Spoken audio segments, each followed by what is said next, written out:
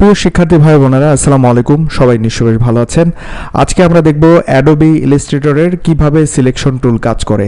আমরা সবাই জানি যে ফটোশপে একরকম আর ইলাস্ট্রেটরে একরকম, বাট আইকনগুলো প্রায় কিন্তু সবগুলো কাছাকাছি। তো আমি কথা বাড়বো না, তো চলে যাচ্ছি যে কিভাবে একটা এখানে সিলেকশন টুল কাজ করে অবজেক্টগুলোর ক্ষেত্রে। তো প্রথমে আমি ফাইল মেনুতে যাচ্ছি, ফাইল মেনু থেকে নিউ একটা ডকুমেন্ট নিব। আমি এখানে যে কোনো সাইজের আপনারা একটা ডকুমেন্ট নিতে পারেন। আমি 800x800 পিক্সেলের একটা ডকুমেন্ট নিয়েছি। তো এখন হচ্ছে যে আমাদের প্রথম যে টুলটা আছে অ্যাডোবি ইলাস্ট্রেটরের, সেটা হচ্ছে একেবারে সিলেকশন টুল, প্রথম টুলটি।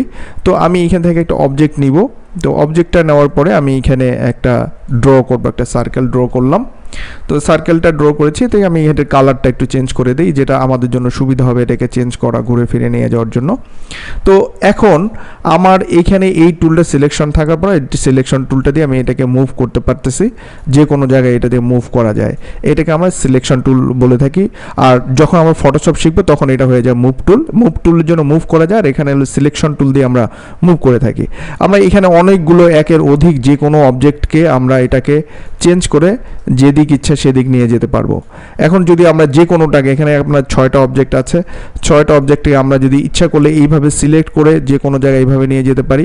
আবার যদি মনে করি আমি একটা অবজেক্টকে এদিকে নিব বা এই অবজেক্টটাকে এদিকে নিব, আমরা কিন্তু যে কোনো অবজেক্টকে যেভাবে কিন্তু ইচ্ছা সেভাবেই কিন্তু এটাকে লাড়াচাড়া করতে পারি। এটা হচ্ছে অ্যাডোবি ইলাস্ট্রেটরের সিলেকশন টুল দিয়ে।